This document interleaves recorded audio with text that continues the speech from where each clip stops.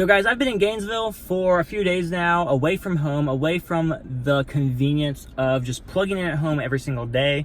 My car has been parked either at a parking garage or a hotel valet that does not have electric charging. So it's interesting to think about, what do you do when you have an electric vehicle and you're away from your house for a long period of time, when you're away from the convenience of charging? So what I did in this video, I actually seeked out the closest, most convenient charger in my area. And I'm also going to talk about why I'm glad I don't have a Tesla, because in Gainesville, Florida right now, I would not want to own one. So stick around for the rest of the video. If you know what car I drive, it's the Chevy Volt. It is an electric car with a backup generator. So a lot of people think it's like a hybrid, like a Prius. So for the most part, it uses the electric motors all of the time, unless you specify to use gas. And while it only has about 40 to 60 miles of electric range, depending on how you're driving, I do not like the electric to go away, because once the gas kicks in, you just kind of hear the noise of it a little bit louder. It's just not the same experience. I love just like putting the windows down and driving and just like hearing the slight whine of the electric motor. So that being said, I've been in Gainesville for a little bit. Our EV range is only 12 miles right now, so I want to charge it. You can see the gas is 307 miles, completely full. So I wouldn't be stranded. Like, it's not like I have a Tesla and I'm about to run out and I'm going to be stranded, but I just like to keep my EV range up. So I'm at the hospital right now and I'm in the parking garage, but this parking garage freaking sucks. Like, this is a modern hospital, but they don't have a charger in the parking garage. So what I'm doing, I'm using the ChargePoint app to find a charger, and it looks like there's one across the street about like 0.3 miles away, so it's not very bad. Good walking distance, so I'm going to try to park it there. And it looks like on the app, one of the reviews says that even though it shows that there's 2 spots, there's only one really. And right now it looks like one is in use, so it's kind of like hit or miss. We'll see. So let's go on a little adventure. Cool, so I found the charger. It's right here. There is only one, but it's not unavailable, so we can use it. Looks like the other spot is like for service vehicles. Cool. Charging the Volt, like when you're out and about or away from home, it does take a lot faster to charge than you would expect. So right now it says if we're at a station, it will charge by 5:30. And as you can see right now, it's 1:31. If I turn on the car for a second, you can get an idea of how fast it's charging. It is charging at 3 kilowatt hours. So basically, it's not very fast. The 2019 Volt has an option to charge twice as fast, like 7 kilowatts. So that's pretty cool. So you can see we have 12 miles of range right now, and it's not gonna be done charging. Oh my God, it's so dusty. It's not gonna be done charging until 5:30. This says we have a limit of 4 hours, Monday through Friday, from 7:30 a.m. to 5:30 p.m. So if it's after that time or on the weekends, I can basically park here as long as I want to, which is great, because I'm like, the hospital is, it's hard to see, but it's basically like, I just have to get out of the car and then walk to that busy road and just go down a little bit. Like, it's not that big a deal at all. It's some exercise, really. And like, if this was a Tesla, it would take forever to charge to like 300 miles of range. And there are Tesla superchargers, but I don't think there's any like in town right here. I may be mistaken, but for the most part, I just saw ChargePoint chargers. So if I had a Tesla and I wanted to supercharge, I'd probably have to go closer to the interstate and like drive out of my way, which that's really inconvenient, because Tesla, you have no gas backup. I'll try to put an overlay on this video right now to see how close the Tesla supercharger is. But this is honestly perfect, because I'm going to be at the hospital for a little bit to just chill out and hang with my husband for the rest of the day. If I was just here for like an hour, it really wouldn't be worth it with the Volt, because like I went to eat yesterday and charged for like an hour. It gave me a few miles of range. I even came one night for like 3 hours and it didn't even fill it up. So the Volt is, in my opinion, a better car to have if you go home for the night.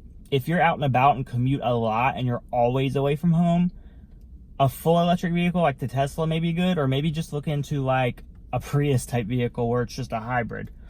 But if you have access to a charger that's not too far out of the way, and you also have the ability to leave your car plugged in for about 4 hours, because 4 to 5 hours is about how long it takes to fully charge a Chevy Volt from 0 if you have the 3 kilowatt charging option. If you have the 7, it's gonna obviously be quicker. So guys, I was trying to find a Starbucks next to where I parked my car. I think it's in this building. It's so hard to tell though because there's so many buildings everywhere and the GPS is really wonky with all the tall buildings. I don't know where I'm at. I'm about to go to like some doctor lecture. We got this old chalkboard. I don't know where I ended up at. This thing is empty because it's Sunday, but I'm not even sure if I'm in the right building. What the heck? These dank memes. I literally walked through, I think like this whole building and had no freaking idea where the Starbucks is, but apparently it's not even in that building at all.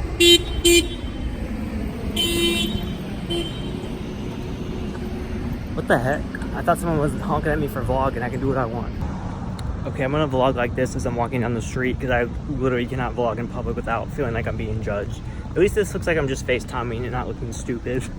But anyway, I walked through a whole freaking building, like the College of Dentistry, thinking that's where the freaking Starbucks was, but no, it's, I think, in the building behind it. But I tried that first and it was locked because it's Sunday. And I can't freaking find coffee, and that's a priority, and I have all the time in the world because I'm waiting for my car to charge. Okay, so I walked around forever, and I'm pretty sure I found the building that the Starbucks was in, but it said that on weekends and after 6, you need your student ID card or Gator ID card to get in, because I'm at the University of Florida, basically. And I'm so dumb. I graduated in December, and I kind of just took my ID out of my wallet and left it at home. I should have brought it. I could have gotten discounts, access to places, blah, blah, blah, whatever. There's the car though, it's still safe charging. So guys, I am about to go back to my car right now. It is like 5:20, so my car should almost be done charging. So I'm heading back there right now. I've been at the hospital for a little bit, just kind of like chilling with my husband while he's in ICU recovering. Just editing this video also at the same time, which is really cool. I'm like multitasking.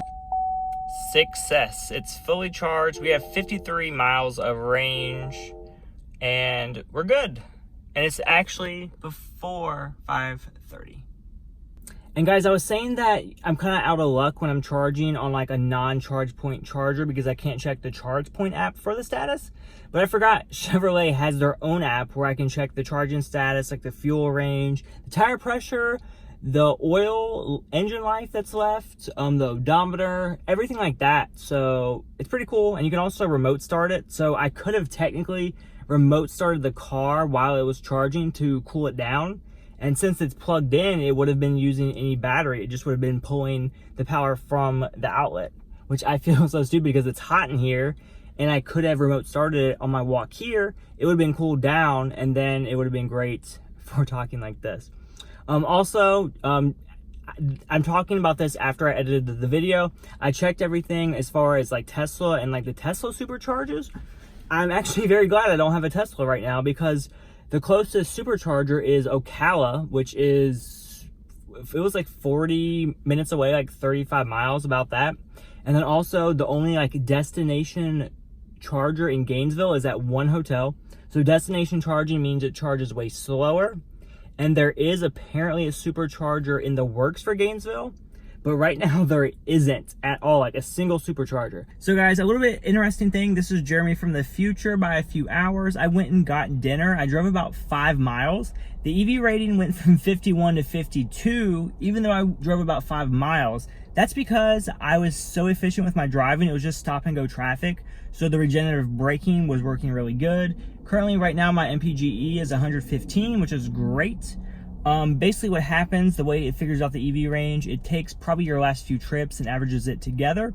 So my drive here on the interstate, even though I didn't use EV much, I was using EV like on some of the like 55 mile an hour roads.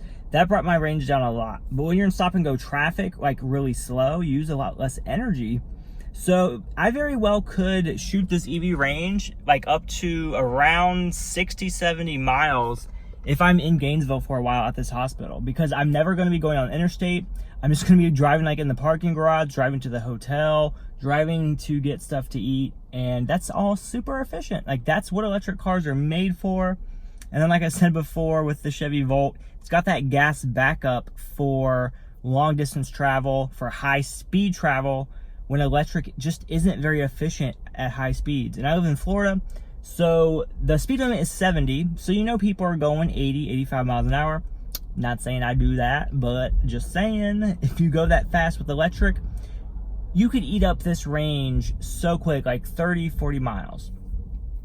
Same thing with a Tesla. If you have a 300-mile range Tesla and you're going 80, 85 miles an hour, that's not going to be 300 miles of range. It's going to be closer to like 250, maybe even 200. So you're going to have to stop to charge a lot more, whereas I have gas, which is a lot more efficient going at higher speeds. And then also you can stop and get gas really quick versus charging. All right, guys, have a great day. If you like this video, go ahead and like it and subscribe. Bye.